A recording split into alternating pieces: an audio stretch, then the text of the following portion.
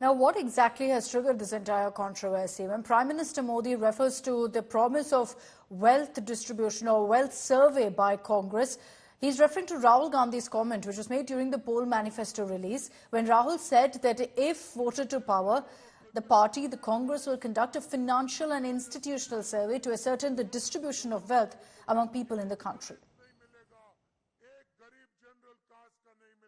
हम फाइनेंशियल और इंस्टीट्यूशनल सर्वे करेंगे, ये पता लगाएंगे हिंदू किसके हाथों में है, कौन से वर्ग के हाथ में है, और इस ऐतिहासिक कदम के बाद हम क्रांतिकारी काम शुरू करेंगे। जो आपका हक बनता है वो हम आपके लिए आपको देने का काम करेंगे। And the BJP has also, in fact, been putting out one of the old statements made by former Prime Minister Manmohan Singh. And this is something Prime Minister Modi also recalled during his rally in Rajasthan, accusing the Congress of giving Muslims the first right on the country's resources. Let's play out for you exactly what former Prime Minister Manmohan Singh had exactly said.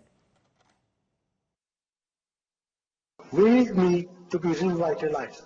We will have to devise innovative plans to ensure that minorities, particularly the Muslim minority, are empowered to share equitably in the fruits of development. They must have the first claim on our resources. As well, you've had the Prime Minister slamming the India Bloc's poll manifesto without actually taking the Congress's name. Prime Minister Modi said a constituent of the India Bloc called for nuclear disarmament, referring to the CPIM manifesto, whereas he had earlier labelled the Congress manifesto similar to that of the Muslim League. Bharat के खिलाफ ये India alliance वाले कितनी नफरत से भरे हुए हैं, ये इनके मैनिफेस्टो में भी नजर आता है।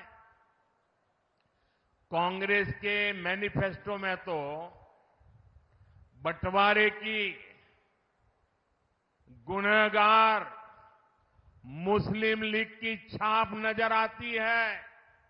उन्होंने अपने मैनिफेस्टो में लिखा है, जिस पोखरण की धरती ने भारत को परमाणु शक्ति से संपन्न किया, अब इंडिया अलायंस का कहना है कि हम भारत के परमाणु हथियार नष्ट कर देंगे, दरिया में डुबो देंगे।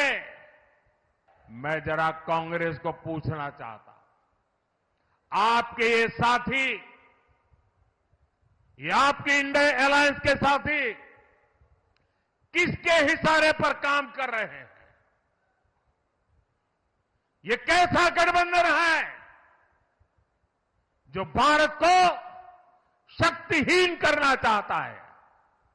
आखिर किसके दबाव में आपका ये गठबंधन हमारे परमाणु ताकत को समाप्त करना चाहता है? पहले जब उनकी सरकार थी, उन्होंने कहा था कि देश की संपत्ति पर पहला अधिकार मुसलमानों का है। इसका मतलब ये संपत्ति इकट्ठी करके किसको बांटेंगे? जिनके ज्यादा बच्चे हैं उनको बांटेंगे। घुसपैठियों को बांटेंगे। क्या आपकी मेहनत की कमाई का पैसा घुसपैठियों को दिया जाएगा? आपको मंजूर है ये कांग्रेस का मैनिफेस्टो कह रहा है।